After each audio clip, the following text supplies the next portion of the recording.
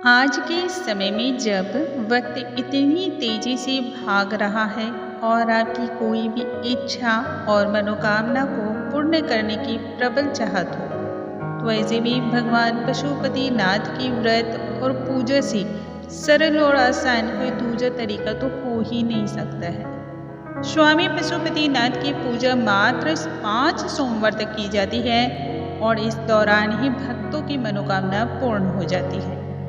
इतनी महिमा है इस पूजन को करने की। आज इस वीडियो में मैं आपसे शेयर कर रही हूँ पशुपति व्रत को करने के दौरान सुनी जाने वाली व्रत की कथा के बारे में।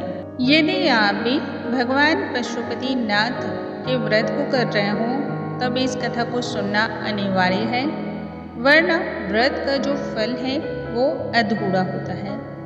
आप लोगों की डिमांड पर आज आपसे पशुपतिनाथ पर सुनी जाने वाले 3 व्रत की कथाओं को मैं लेकर आई हूँ। स्वामी पशुपतिनाथ के भक्तों को व्रत करने के दौरान इस कथा को अवश्य सुनना चाहिए। इसके साथ ही ये भी बताऊंगी कि कथा को सुनने के क्या क्या नियम हैं और कब कथा का श्रवण करना चाहिए। आइए जानते हैं इसके बारे में। नमस्कार दोस्तों, कैसे हैं आप सभी। उम्मीद करती हूँ आप सभी स्वस्थ होंगे, सुरक्षित होंगे और आप सभी के उत्तम भविष्य की कामना करते हुए आज का ये वीडियो स्टार्ट करती हूँ। इस व्रत की कथा को सुनने से पहले हम थोड़ा सा इसके बारे में इतिहास क्या कहता है ये जरूर जान लेते हैं। विश्व में पशुपतिनाथ के 2 ही प्रसिद्ध मंदिर हैं जहाँ भगवान पशुपतिनाथ की मूर्तियाँ विराट स्वरूप में विराजमान है।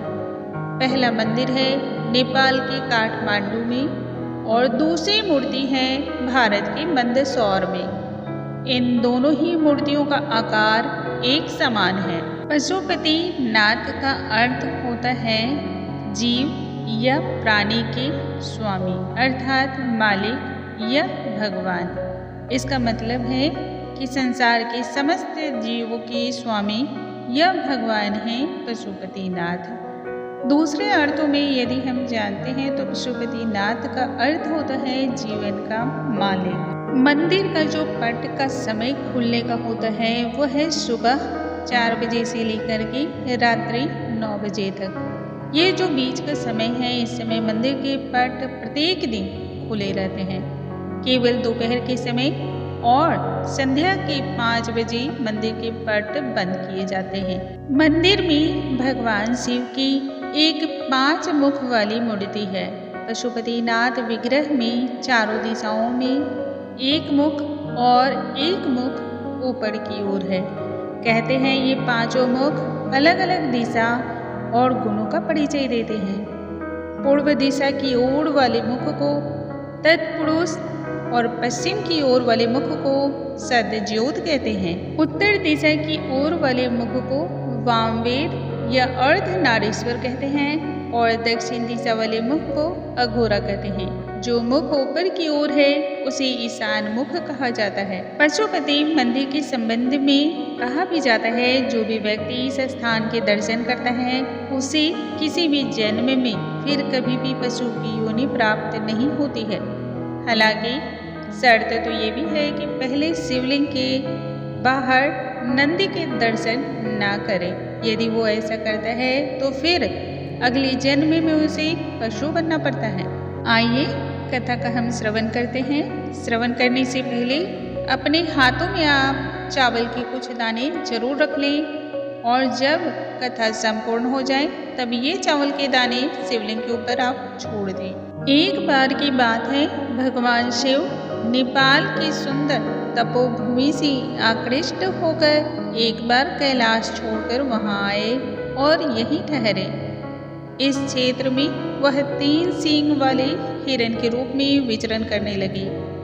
इसलिए इस क्षेत्र को पशुपति क्षेत्र या मृग स्थली भी कहते हैं। शिव को इस तरह अनुपस्थित देखकर ब्रह्मा और विष्णु भी चिंतित हो गए और दोनों देवता भगवान शिव की खोज में निकल पड़े। इस रमणीय क्षेत्र में उसने एक दैदीप्यमान मोहक 3 सींग वाला मृग विचरण करते हुए देखा। उन्हें मृग रूपी शिव पर शक होने लगा। योग विद्या से ब्रह्मा जी ने तुरंत ही पहचान लिया कि यह मृग नहीं बल्कि भगवान शिव हैं, भगवान आशुतोष हैं। तुरंत ही ब्रह्मा जी उछल पड़े और मृग के सिंग को पकड़ने की कोशिश करने लगे।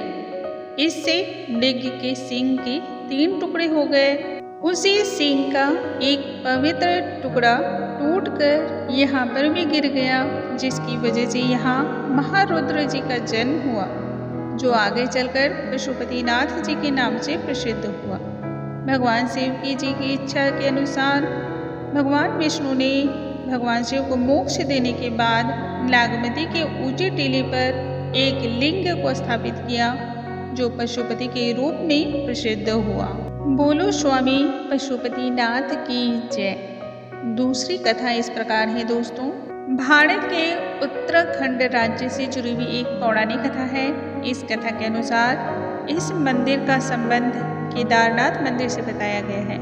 कहा जाता है जब पांडवों को स्वर्ग पलायन के समय शिव जी ने भैंसे के स्वरूप में दर्शन दिए थे, जो बाद में धरती में समा गए, लेकिन पूर्णतः समाने से पूर्व भीम ने उनकी पूंछ पकड़ ली थी। जिस स्थान पर भीम ने इस कार्य को किया था उसे वर्तमान में केदारनाथ धाम के नाम से जाना जाता है, एवं जिस स्थान पर उनका मुख धरती से बाहर आया उसे पशुपतिनाथ कहा जाता है। पुराणों में पंच केदार के नाम से कथा के बारे में आपको विस्तार से उल्लेख मिलता है। बोलो पशुपतिनाथ भगवान की जय। अब हम सुनते हैं तीसरी कथा के बारे में। दोस्तों ऐसा कहा जाता है कि सभी की इच्छा पूरी करने वाली कामधेनु गाय भी चंद्रवन पर्वत पर ही रहती थी। हर रोज कामधेनु पर्वत से नीचे आती थी और जिस जगह पर भगवान शिव का शिवलिंग था उस जगह पर अपने दूध से भगवान को दूध का अभिषेक करती थी। हजारों सालों तक कामधेनु हर रोज यही कार्य करती थी। कुछ लोगों ने कामधेनु को इस तरह से दुग्ध अभिषेक करते हुए देखा तो उन्होंने उस जगह की खुदाई शुरू कर दी और उन्हें उस जगह पर भगवान शिव का शिवलिंग मिला। भगवान पशुपतिनाथ स्वामी पशुपतिनाथ की पूजा ऐसी है कि हर भक्त को उनकी मनचाही मुराद पूरी होती है। कोई भी भक्त उनके दरवाजे से खाली झोली वापस नहीं लेकर जाता है। जो भी मनोकामना लेकर हम भगवान पशुपतिनाथ के दरवाजे पर जाते हैं, उनसे कामना रखते हैं, वो सभी कामनाएं हमारी पूर्ण होती हैं। बोलो श्री पशुपतिनाथ भगवान की जय। दोस्तों मुझे उम्मीद है आज की ये सभी कहानियाँ आप सबको बहुत अधिक पसंद आई होंगी। अगर आज की वीडियो आप सभी को नॉलेजेबल लगी और आपके काम आने वाली हैं तो वीडियो को अभी के अभी लाइक, शेयर और सब्सक्राइब करना बिल्कुल न भूलें। अगले वीडियो में हम फिर से मिलेंगे, तब तक के लिए नमस्कार दोस्तों।